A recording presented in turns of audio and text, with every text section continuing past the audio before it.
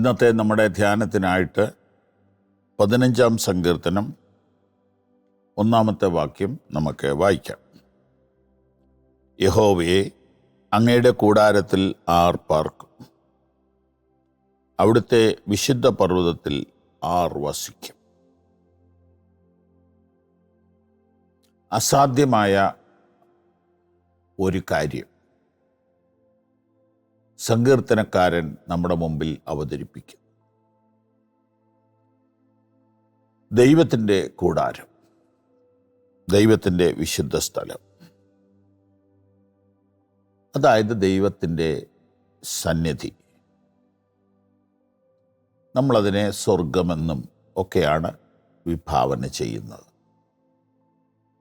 അവിടെ പോകാൻ ആർക്ക് പറ്റും? എങ്ങനെ പറ്റും?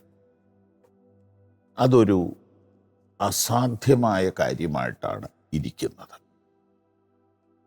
അതിനുള്ള മാർഗം താഴെ പറയുന്നു: നിഷ്കളങ്കനായി നടന്ന് നീതി പ്രവർത്തിക്കുക, ഹൃദയപൂർവ്വം സത്യം സംസാരിക്കുക,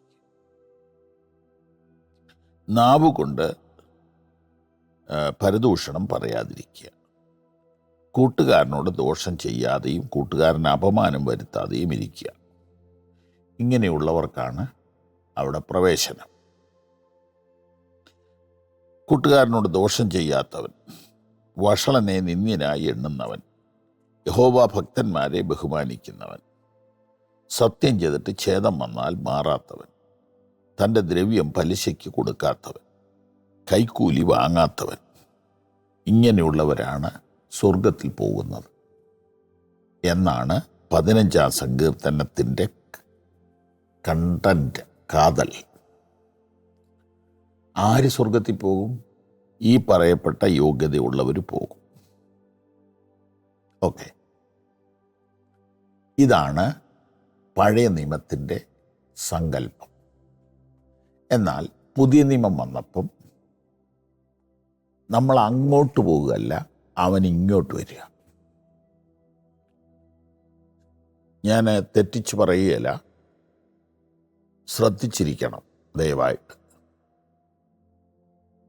നിങ്ങൾ ദൈവത്തിൻ്റെ മന്ദിരമെന്നും ദൈവത്തിൻ്റെ ആത്മാവ് നിങ്ങളിൽ വസിക്കുന്നുവെന്നും അറിയുന്നില്ലയോ?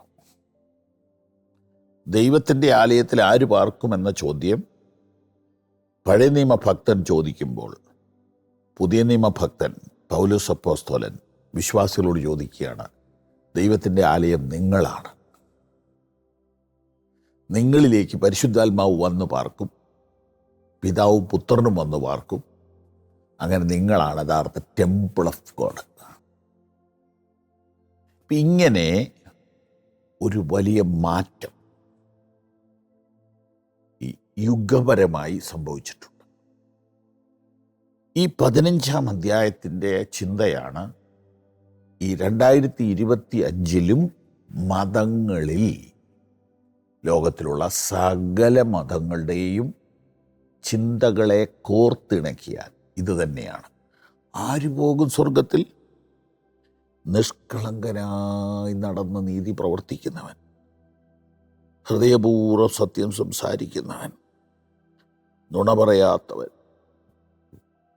കൂട്ടുകാരനോട് ദോഷം ചെയ്യാത്തവൻ, കൂട്ടുകാരന് അപമാനം വരുത്താത്തവൻ, വഷളനെ നിന്ദ്യനായി എണ്ണുന്നവൻ, യഹോവ ഭക്തന്മാരെ ബഹുമാനിക്കുന്നവൻ, സത്യം ചെയ്തിട്ട് നഷ്ടം വന്നാലും മാറാത്തവൻ, പണം പലിശയ്ക്ക് കൊടുക്കാത്തവൻ, കൈക്കൂലി വാങ്ങാത്തവൻ, ഇങ്ങനെയുള്ളവരാണ് സ്വർഗത്തിൽ പോകുന്നത്. ചോദ്യം: ഇങ്ങനെ ചെയ്താൽ പോവോ? എൻ്റെ ചോദ്യമാണ്. ഇങ്ങനെയൊക്കെ ചെയ്താൽ പോവോ? പോവുകയില്ല. ബൈബിളിൻ്റെ ഹാർട്ട് ഓഫ് ദ ബൈബിൾ പറയുന്നു, നമ്മൾ 14-ാം സങ്കീർത്തനത്തിൽ വായിച്ചതാ, എല്ലാവരും വഴിതെറ്റി ഒരുപോലെ കൊള്ളരുതാത്തവരായി തീർന്നു, നന്മ ചെയ്യുന്നവനില്ല, ഒരുത്തൻ പോലുമില്ല. അപ്പോൾ ആരും പോകത്തില്ല. ഞങ്ങളുടെ ചില പാസ്റ്റർമാർ പ്രസംഗിക്കുമ്പോൾ ഞാൻ ചെറുപ്പത്തിൽ കേട്ടിട്ടുണ്ട്, സ്വർഗം കാലി കിടന്നാലും നിന്നെ ഒരെണ്ണത്തിന് കൊണ്ടുപോകുകയില്ല. അപ്പോൾ ഞാൻ പോകുകയില്ലെന്ന് എനിക്ക് ഉറപ്പാണ്. കാരണം എൻ്റെ പ്രവൃത്തികളൊന്നും പൂർണ്ണതയുള്ളതല്ലെന്ന് എനിക്കറിയാമല്ലോ. അപ്പോൾ ഈ പ്രസംഗിക്കുമ്പോൾ ഇങ്ങനെ പറയാൻ നല്ല എളുപ്പമാണ്. പിന്നെ കുറേ കാലം കഴിഞ്ഞപ്പോൾ എനിക്ക് മനസ്സിലായി പുള്ളി ഭാര്യയായിട്ട് ഉടക്കാം. അപ്പോൾ പുള്ളിയും പോകത്തില്ല, പുള്ളിയുടെ കൂടെ താമസിക്കാൻ മേലാതെ ഭാര്യ വേറെ രാജ്യത്ത് പോയി താമസിക്കുക. ആ പുള്ളിയാ പറയുന്നത് സ്വർഗം കാലി കിടന്നാലും നിങ്ങളെ ആരും കൊണ്ടുപോകുകയല്ല. ഈ പറയാൻ നല്ല രസമാണ് ഇതൊക്കെ, നിന്നെയൊന്നും കൊണ്ടുപോകത്തില്ല. പറയുന്ന ആൾ പോകുക എന്നുള്ളത് വേറെ വിഷയം. അപ്പോൾ ഞാൻ ആരെയും കുറ്റം പറയല്ല കേട്ടോ, പക്ഷെ സത്യം പറയുകയാണ്, ശ്രദ്ധിച്ചു കേൾക്കണം. ആർക്കും തനിയെ പോകാൻ പറ്റില്ല. അതുകൊണ്ടാണ് യേശുക്രിസ്തു ലോകത്തിലേക്ക് വന്നത്. നമുക്ക് തുടർന്ന് അടുത്ത ദിവസങ്ങളിൽ ചിന്തിക്കാം. ദൈവം നമ്മെ അനുഗ്രഹിക്കട്ടെ.